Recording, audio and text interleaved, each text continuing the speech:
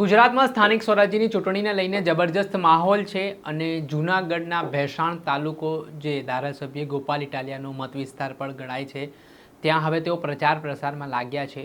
ત્યારે ગૃહમંત્રી હર્ષ સંઘવીએ જે નિવેદન આપ્યું હતું થોડાક દિવસ પહેલાં કે હવાલાકાંડથી ગુજરાતના લોકો ગેરમાર્ગે દોરાય તે માટે આમ આદમી પાર્ટી કેટલીક ચેનલોને પૈસા આપે છે। જો કે આના બદલામાં ગોપાલ ઇટાલિયાએ પણ હવે વળતો જવાબ આપતા શું કહ્યું વિગતે વાત કરીએ। વૈષ્ણવજન તો તેને કહીએ જે પીડ પરાઈ જાનાને રે। નમસ્કાર દર્શક મિત્રો, નવજીવન ન્યૂઝમાં આપનું સ્વાગત છે। હું છું ફૈઝાન। સ્થાનિક સ્વરાજ્યની ચૂંટણીને લઈને આરોપ પ્રત્યારોપનો દોર જોવા મળી રહ્યો છે। થોડાક દિવસ પહેલાં સુરતના આંગડિયા પેઢીમાંથી હવાલાકાંડનો મામલો સામે આવ્યો હતો, જેની તપાસ સુરત ક્રાઇમ બ્રાન્ચ દ્વારા કરવામાં આવી રહી છે। આને લઈને ગૃહમંત્રી હર્ષ સંઘવીએ જાહેર મંચ પરથી ગંભીર આરોપો આમ આદમી પાર્ટી ઉપર લગાવ્યા હતા અને હવે આ બાબતને લઈને ધારાસભ્ય ગોપાલ ઇટાલિયા પણ મેદાને આવ્યા છે। ગઈકાલે તેઓ પોતાના મત વિસ્તાર જૂનાગઢના ભેસાણ તાલુકામાં પહોંચ્યા હતા, જ્યાં તેમણે સભા ગજવી હતી। આ સભા દરમિયાન તેમણે આમ આદમી પાર્ટીનો પ્રચાર પ્રસાર કર્યો હતો અને કહ્યું હતું કે હવે ગોપાલ ઇટાલિયા છે તે લોકો માટે કામ કરી રહ્યા છે, તો વિચારી લેજો। સાથે જ તેમણે ભારતીય જનતા પાર્ટીના નેતાઓ ફરી વિસાવદર આવશે, કલાકારોનો ડાયરો થવાનો છે અને તમને રીઝવવાના પ્રયાસો કરશે, તો તમે શોખ મોજથી ત્યાં જજો પણ અને એસો આરામ કરજો પણ છેલ્લે વિચારજો, તે પ્રકારની વાત તેઓ જાહેર મંચ પરથી કરી રહ્યા છે। સાથે જ એટલું જ નહીં, ગોપાલ ઇટાલિયાએ કહ્યું કે તેમને પણ બદનામ કરવા માટે કેટલાક લોકોને ભારતીય જનતા પાર્ટીએ કોન્ટ્રાક્ટ આપ્યો છે ને હવે એ લોકો વિસાવદરમાં આવશે ને તેમના વિશે સવાલ કરશે ને ભાજપવાળા પણ કહેશે કે ગોપાલ ઇટાલિયાથી અમે થાકી ગયા છે ને કે એવો માહોલ બનાવવામાં આવશે। પહેલાં તો સાંભળો ધારાસભ્ય ગોપાલ ઇટાલિયાએ શું કહી દીધું। આ એટલા મત મળવા જોઈએ, કોઈ ફોર્મ ન ભરવો જોઈએ। હું એમ જ કહું એટલા બધા મત મળવા જોઈએ કે આ ગુંડાઓની ટોળકી બીજી વાર ભેસાણામાં આવી જ ન જોઈએ કોઈ દિવસ। જે બાકી રહી ગયા હોય, ગઈ ચૂંટણીમાં ન દીધા હોય અને તમારા ગામમાં હોય એને રિક્વેસ્ટ કરો, ગોપાલભાઈ બે હાથ જોડીને વિનંતી કરી છે કે હવે તો તું ઓળખે છો એને, હવે તો દે ભાઈ। અને રિક્વેસ્ટ કોઈ આપણી પાસે દાબ દબાણ એવું કઈ છે નહીં, રિક્વેસ્ટ ખાલી કરો। ગઈ વખતે નહોતો ઓળખતો નહોતા દીધા, હવે તો બધા ઓળખે છે, આખું ગુજરાત ઓળખે છે, હવે તો તું દે એમ કહીને જો 5 મત વધારે મળે ને તો હું ગાંધીનગર ની અંદર પગ પછાડી શકું એમ છું ભાઈ। હજુ ભેસાણમાં હાલે છે ઈ લોકો આખા ગુજરાતમાં એવું સાબિત કરવા માટે હજુ તો બધા કલાકારો બલાકારો બધું અહીં આવવાનું, ઓલી ચૂંટણી જેવું થવાનું, બસ એ કાલપમથી ચાલુ થઈ જાય। બધા અહીંયા આવવાના, સભાઓ કરવા, બધા જાજો હું તો કહું સભા માણા નો ઘટવું જોઈએ। આવ યો એશ કરો, આપણા બાપાના જ છે ભાઈ, મજા જ કરી લેવાની, બધે ખાવણ જ પી દેવાનું।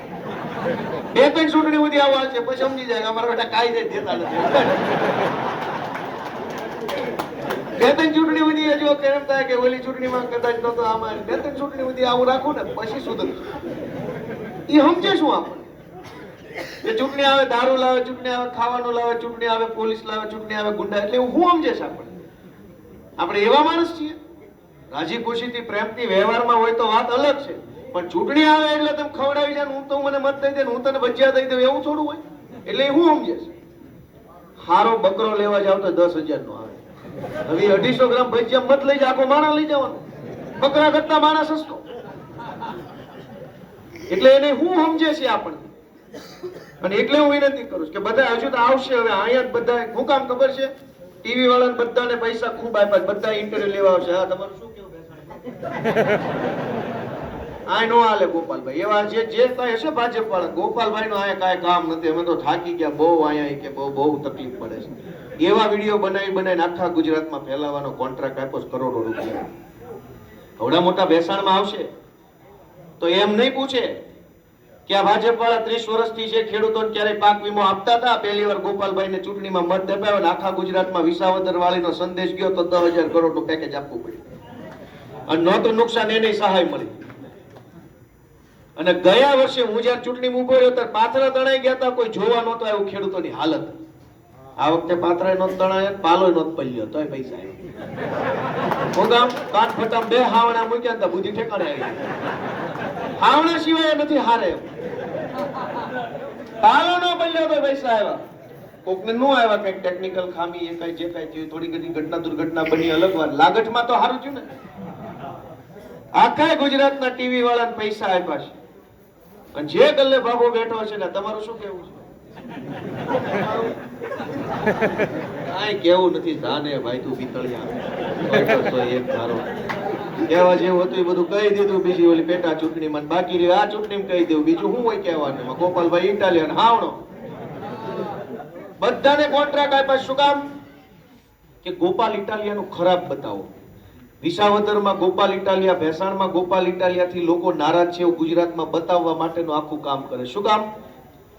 કે આખા ગુજરાતની પબ્લિક છે ને આપણું નામ સાંભળે ને આમ જોશમાં આવી જાય, પાડી દેવા છે. અહીંથી બધાને બળ મળે છે. આપણું નામ સાંભળે વેસાણનું, આપણું વિસાવદરનું નામ સાંભળે, ગોપાલ ઇટાલિયન નામ સાંભળે તો હારા હારાને જોશ આવી જાય, તાકાત આવી જાય અને ભાજપની હામા થઈ જાય. પબ્લિક ભાજપની હામી થઈ જાય વિસાવદરનું નામ લઈ. હવે પબ્લિકનો જુસ્સો તોડવો હોય, પબ્લિકનું મનોબળ તોડવું હોય, પબ્લિકની હિંમત દગાવવી હોય તો શું કરવું પડે? વિસાવદરમાં ભેસાણમાં ગોપાલભાઈનું બોર્ડ પૂરું થઈ ગયું છે ને એવું આખા ગુજરાતમાં ચિત્ર ઊભું કરવું પડે. આપણે સાંભળેલા વિસાવદરના ધારાસભ્ય ગોપાલ ઇટાલિયા તેઓ પણ કહી રહ્યા છે કે તેમને પાડવા માટે, તેમની બદનામી કરવા માટે આ પ્રકારે કેટલાક લોકો ઊભા થશે ને આ સોશિયલ મીડિયા ઉપર વિસાવદરને બદનામ કરવાના પ્રયાસો છે તે કરવામાં આવશે, પરંતુ કંઈ થવાનું નથી ને આ ગ્રાઉન્ડ વાસ્તવિકતા છે તે વાસ્તવિકતા રહેવાની છે તેવી વાત જાહેર મંચ પરથી ગોપાલ ઇટાલિયા કરતા રાજકારણ ગરમાયું છે. દર્શક મિત્ર, આવા જ નવા વિડીયો સાથે આપણે માહિતગાર કરતા રહીશું, એટલે નવજીવન ન્યૂઝ જોતા રહો.